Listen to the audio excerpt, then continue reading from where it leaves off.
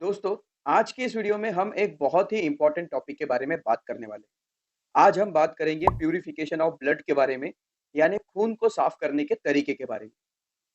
दोस्तों, हमारी बॉडी एक गाड़ी की तरह होती है। जिस तरह एक गाड़ी के अंदर एक इंजन होता है, उसी तरह से हमारे बॉडी के अंदर अलग-अलग ऑर्गन होते हैं, जो कि इस इंजन का काम करते हैं। आप पेट्रोल को या डीजल को कंपेयर कर सकते हैं हमारे डाइट से, और आप इंजन ऑयल को कंपेयर कर सकते हैं हमारे खून से। जिस तरह से आपकी गाड़ी की समय-समय पर सर्विसिंग कराना ज़रूरी होता है, ताकि आपके इंजन के अंदर जो गंदा, जो पुराना ऑयल है, वो निकल सके और नया ऑयल उसकी जगह आ सके, ताकि आपका जो इंजन है, वो अच्छे से काम कर सके। इसी तरीके से आपके बॉडी के अंदर खून का साफ होना भी बहुत ज़्यादा ज़रूरी होता है, ताकि आपके जो ऑर्गन हैं, वो सही तरीके से काम कर सकें। तो आज की इस वीडियो में हम इन्हीं सब चीज़ों के बारे में बात करने वाले हैं, जहाँ मैं आपको बताऊँगा कुछ ऐसे कॉमन कॉज़ेज़ के बारे में, जो कि आपके खून के अंदर गंदगी को यानी खराबी को पैदा करते हैं। इसके अलावा हम जानेंगे कि आपकी बॉडी कौन-कौन से ऐसे साइन हैं, कौन-कौन से ऐसे लक्षण आपकी बॉडी आपको देती है, जिससे आप ये जान सकते हैं कि आपके खून के अंदर खराबी पैदा हो रही है। और लास्टली हम जानेंगे कि इस खून की खराबी को, इस टॉक्सिसिटी को आप कैसे दूर कर सकते हैं, कौन-कौन से इसके तरीके होंगे। तो आज की वीडियो बहुत ही ज़्यादा इंटरेस्टिंग होने वाली है, इसको एंड तक ज़रूर देखिएगा। दोस्तों, सबसे पहले जानते हैं कि आपको ब्लड प्यूरिफाई कराना क्यों ज़रूरी है। देखिए, ब्लड एक ऐसी चीज़ है जो कि हमारे बॉडी के अंदर सर्कुलेट होता है, और इसके अंदर जितने भी वाइटल न्यूट्रिएंट्स होते हैं हमारे बॉडी के, या ऑक्सीजन होता है, ये पूरी बॉडी के अंदर फैलाता रहता है, और सभी ऑर्गन इस ब्लड से इन चीज़ों को एब्ज़ॉर्ब करते हैं। अगर आपके ब्लड के अंदर इम्प्यूरिटीज़ बढ़ जाएगी, तो उसकी वजह से ब्लड के अंदर जो ऑक्सीजन कैरिंग कैपेसिटी होगी, वो घट जाती है, और जो न्यूट्रिएंट्स हैं, वो पूरी मात्रा में आपके बॉडी के अंदर नहीं घूम पाते हैं, और इसकी वजह से आपके अलग-अलग ऑर्गन में अलग-अलग तरह की प्रॉब्लम हो सकती है।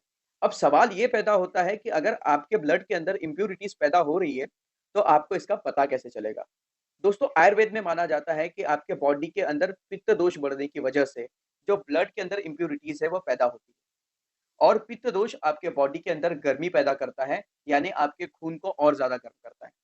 इसकी वजह से आपको अलग-अलग तरह की स्किन प्रॉब्लम होने लगती हैं। आपके बॉडी के अंदर अगर बार-बार फोड़े-फुंसी की शिकायत हो रही है, अगर आपको एलर्जीज़ की शिकायत रहती है, अगर आपको सोरियासिस की शिकायत रहती है या खुजली की शिकायत रहती है, तो ये एक क्लियर कट सिम्पटम्स है, जो कि आपके अंदर खून की खराबी की तरफ इशारा करता है। इसके अलावा क्योंकि आपके खून के अंदर गर्मी बढ़ जाती है, तो उसकी वजह से आपको सर दर्द यानी हेडेक की शिकायत बहुत ज़्यादा रह सकती है। आपके बॉडी में से हीट निकलने लगती है, आपके हाथ-पैरों के अंदर आग सी निकलने लगती है, और आपका जो पेशाब है, वो पीला-पीला आपको होने लगता है। दोस्तों, अक्सर लोग सोचते हैं कि जब आपके ब्लड में इम्प्यूरिटीज़ पैदा होती है, तो उसका सारा का सारा इफ़ेक्ट सिर्फ़ और सिर्फ़ आपकी स्किन पर ही पड़ता है, आपको स्किन डिसऑर्डर होने लगते हैं। जबकि ऐसा नहीं है, क्योंकि जो ब्लड है, बॉडी में सर्कुलेट होता है, यानी आपके बॉडी के हर एक ऑर्गन को आपस में कनेक्ट करता है। और जब इसके अंदर इम्प्यूरिटीज़ होती हैं, तो उसकी वजह से धीरे-धीरे ये इम्प्यूरिटीज़ आपके बॉडी के दूसरे पार्ट के अंदर जमा होने लगती है, और आपको बहुत सारी क्रॉनिक डिसऑर्डर जैसे कि डायबिटीज़ है, या हार्ट डिसीज़ है, या किडनी डिसीज़ है, या अर्थराइटिस है, या इस तरह की प्रॉब्लम भी पैदा हो सकती है। दोस्तों, अगर आप अपने ब्लड को प्यूरिफाई करना चाहते हैं, तो सबसे पहली चीज़ है आपको अपने डाइट का ध्यान रखना। क्योंकि जो भी खाना-पीना आप खाते हैं, उसका डायरेक्ट इफ़ेक्ट आपके ब्लड के ऊपर पड़ता है। आपके ब्लड में अच्छी चीज़ें या बुरी चीज़ें जा रही हैं, ये डिपेंड करता है कि आप क्या चीज़ खा रहे हैं। दोस्तों, अक्सर देखा गया है कि जो लोग नॉन वेजिटेरियन होते हैं, उनके अंदर ब्लड में इम्प्यूरिटीज़ ज़्यादा पाई जाती है। तो अगर आप नॉन वेजिटेरियन हैं, आप बहुत ज़्यादा नॉन-वेज खाते हैं, तो आपको इसे कम कर देना चाहिए। दूसरा ये कि जो लोग ज़्यादा तला-भुना खाते हैं, बहुत ज़्यादा स्पाइसी फूड खाते हैं, उनके अंदर भी ब्लड में इम्प्यूरिटीज़ होने के चांसेस ज़्यादा होते हैं, तो इनसे भी आपको बचना चाहिए। जो लोग बहुत ही कम पानी पीते हैं दिन भर में, सुबह बस पानी पी लिया 1-2 ग्लास, और फिर सिर्फ़ खाना खाते समय ही पानी ले लिया, ऐसे लोगों के अंदर भी ब्लड में इम्प्यूरिटीज़ होने के चांसेस ज़्यादा होते हैं। तो पानी भी आपको ज़्यादा मात्रा में यूज़ करना है। ज़्यादा स्ट्रेसफुल एनवायरनमेंट में रहने से भी आपके अंदर कुछ ऐसे सब्सटेंसेस पैदा हो जाते हैं, जो कि ब्लड के अंदर टॉक्सिसिटी पैदा कर देते हैं। बहुत सारे लोग जो बहुत ही ज़्यादा प्रोसेस्ड फूड खाते हैं, यानी कि चिप्स, बिस्किट, नमकीन और इस तरह के बेकरी आइटम ज़्यादा खाते हैं। स्पेशली आजकल हमारे बच्चे ऐसी चीज़ें ज़्यादा खाने लगे हैं, तो इसकी वजह से भी आपके अंदर ब्लड में टॉक्सिसिटी पैदा हो सकती है। बहुत ज़्यादा मीठा खाने से भी आपके अंदर ब्लड में खराबी पैदा होती है, बहुत ज़्यादा नमक का इस्तेमाल करने से भी होती है। तो ये वो सभी ऐसी चीज़ें हैं खाने-पीने की जिनका आपको ध्यान रखना चाहिए, ताकि आपके अंदर ब्लड में प्यूरिफिकेशन होता रहे और खराबी पैदा ना हो।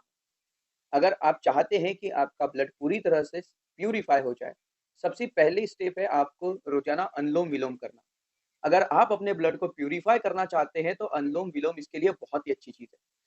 दोस्तों, अनुलोम-विलोम एक तरह की ब्रीथिंग एक्सरसाइज है, एक तरह का योगा है। इसमें आपको नाक के एक छेद से साँस लेनी होती है और फिर जिस छेद को आपने लिया है, उसे बंद करके दूसरे छेद से साँस छोड़नी होती है और फिर जिस छेद से आपने साँस छोड़ी है, उसी से वापस साँस लेकर जिस छेद को आपने बंद रखा है, उसे ओपन करके दूसरे वाले छेद को बंद करके उसमें से साँस छोड़नी होती है। इस तरह से आपको रोज़ाना 10-15 मिनट बैठ के अनुलोम-विलोम ज़रूर करना है। अनुलोम-विलोम करने से आपके ब्लड के अंदर जो ऑक्सीजन लेवल होता है, वो बढ़ने लगता है और इम्प्यूरिटीज़ कम होती है, खून के अंदर की गर्मी भी कम होती है।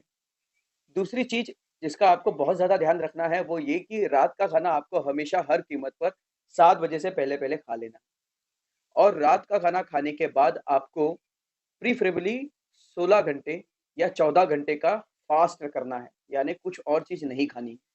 फॉर एग्ज़ाम्पल मान लीजिए आपने रात में 7 बजे खाना खाया, ये खाना आपका हल्का होना चाहिए, हेवी फूड आपको नहीं लेना है।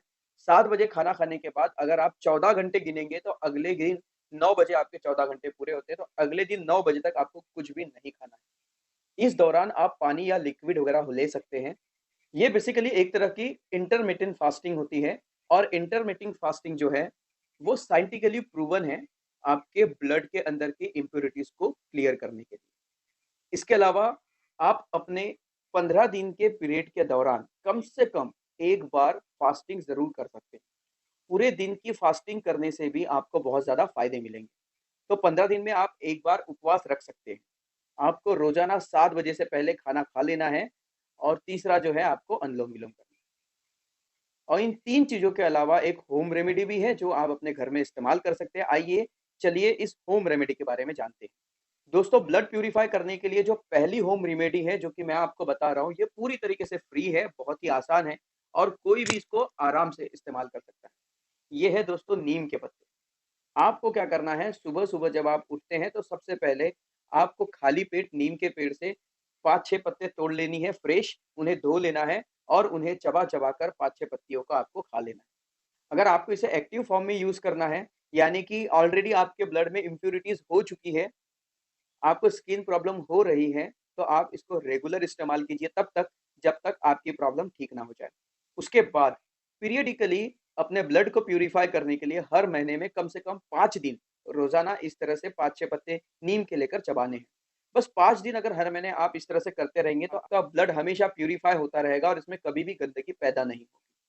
अगर आप नीम के पत्ते इस्तेमाल नहीं करना चाहते या फिर आपको ये बहुत ज़्यादा कड़वे या बुरे लगते हैं, तो उस केस में आप तुलसी के पत्ते की चाय भी इस्तेमाल कर सकते हैं। इसके अलावा हल्दी वाला दूध भी बहुत अच्छा होता है ब्लड को प्यूरिफाई करने के लिए, तो उसको भी आप रेगुलरली इस्तेमाल कर सकते हैं। एक फूल होता है हिबिस्कस फ्लावर, जिसको गुड़हल गुड़हल का फूल कहते हैं। ये भी ब्लड प्यूरिफिकेशन के लिए बहुत ही बढ़िया चीज़ है। ये आपके खून के अंदर, बॉडी के अंदर ठंडक पैदा करता है और खून की गर्मी को और गंदगी को कम करने का काम करता है। गुड़हल के जो फूल हैं, यानी कि जो हिबिस्कस फ्लावर है, ये आपको आराम से आस-पास आपके मिल जाएँगे। अगर आपके आस-पास इसका पौधा नहीं है, तो आजकल ड्राइड फॉर्म में ये मिल रहे हैं। बहुत सारे वेबसाइट अमेज़न वगैरह पर आपको ड्राइड हिबिस्कस फ्लावर मिल जाएँगे, तो आप इसे ड्राइड फॉर्म में ले सकते हैं। इसको आपको उबाल के इस्तेमाल करना है। अगर आपने ड्राइड ली है, तो आपको 1 टेबल स्पून आपको ड्राइड फ्लावर लेने हैं और 1.5 ग्लास पानी में आपको इसे डालकर उबालना है। अगर आपके घर के आसपास हिबिस्कस का पौधा भी है, तो आप ड्राइड नहीं लेंगे, आप फ्रेश ले लीजिए, 3-4 फूल इसके तोड़ लीजिए और उन्हें पानी में डाल के 1.5 ग्लास पानी में डाल के आप उसे उबाल लीजिए। उबालना आपको तब तक है जब तक ये पानी आधा ना रह जाए, यानी 3/4 ग्लास ना रह जाए, तब तक आप इसे उबालिए। उबालने के बाद आप इसे छान लीजिए, एक ग्लास के अंदर ले लीजिए और इसका अगर आप चाहें तो इसमें शहद या मिश्री मिला सकते हैं या फिर ऐसे ही पी सकते हैं, टेस्ट में ये अच्छा होता है। तो इसको आप रोज़ाना दिन में 1 या 2 बार इस्तेमाल कर सकते हैं। इसको आप गरम-गरम भी इस्तेमाल कर सकते हैं या ठंडा कर या फ्रिज में रखकर भी इसे इस्तेमाल कर सकते हैं।